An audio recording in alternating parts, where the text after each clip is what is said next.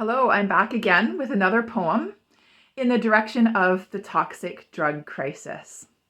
Before I do the poem, I'm just going to say a little bit. A lot of people will wonder, well, what can I do? And how can I contribute? And so if you're wondering this and this is so overwhelming, what could I do? And I don't know if I've got what it takes to be on the front lines or whatever that might be for you. I don't have all the answers. I don't know your journey, but I do know that it's really helpful to do some research, look into local organizations, learn about social justice, learn about harm reduction, start to learn and be prepared to do some of your own work, your own really hard work. That is necessary. I often talk in a lot of my poetry and just in general about the basement. And so this poem is going to be addressing the basement, the upstairs and the basement. And I think that collectively we need to do a lot of our own basement work. And so I have my basement poem here for you. I wrote this specifically for a local organization that was doing not a fundraising. I've done some fundraising events before with this organization, but they were doing particularly a very special event. It was a day of lament, coming together to just wrap around and support those who grieve the loss of lives to this crisis.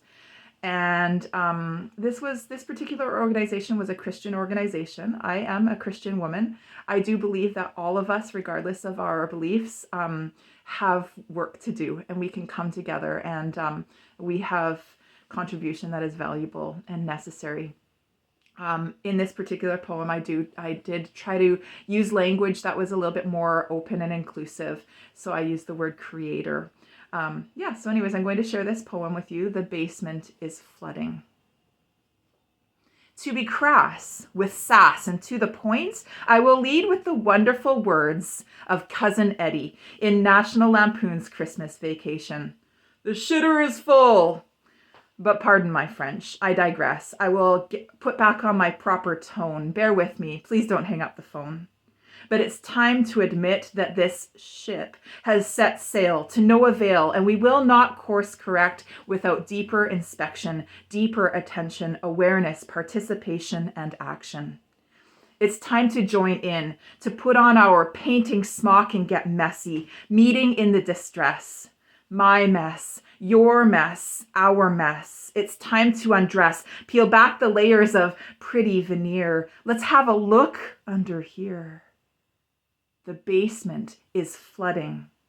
It won't be mopped up with towels any longer. What's required is much stronger. There's been a backup for generations. We won't settle this overnight, no. We can't pretend it's not happening while the soiled water flows. One at a time, standing in a line of death, stacked on death of pain, mounted on pain, they shout again and again. Will you see us? Will you face us? Will you hear us? Draw near to us? Will you see yourself in our story? In our story? We will not stop. We won't stop holding up the mirror of collective basement affairs. We won't bend, compromise, or bow down to the upstairs insanity. We won't sign the contract of it's all fine, no problems here. No, it's clear to us. We are begging, screaming to be heard and seen. Will you face the basement with us? Ain't no sanitized, polished, simple upstairs solutions will suffice, though such a nice idea. No, this is messy work, plumbing work, wet, wild, and terribly stinky work. If we can't step up for this calling, these precious ones keep falling. Sooner or later, the basement flood will overtake, seep into every place. Sooner or later, the crap will be everywhere. The crap will land in every lap. Sooner or later, Creator will find you, refine you, redesign you. Will you respond? Will you take Creator's hands as your shoulders shake? What will it take? Meanwhile, our fallen basement hero prophets keep calling, wailing. Let's join in this awful, beautiful song of pain. Will we keep diverting our gaze while yet another one lays down? Or will we join the song? As they, our beloved ones, are dying, we are crying and crying and crying. Thank you. Take a deep breath.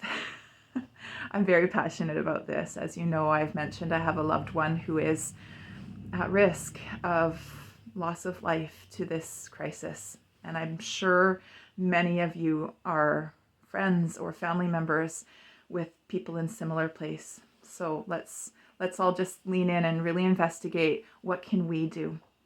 And as I've been saying, if you are an organization or know an organization that is working in these directions and would like to reach out to me to consider ways that we could use my poetry in different fundraising events or different events, advocacy and awareness, anything that you might think that poetry could fit inside of, and think outside the box. Poetry is powerful. Anyways, give me a shout.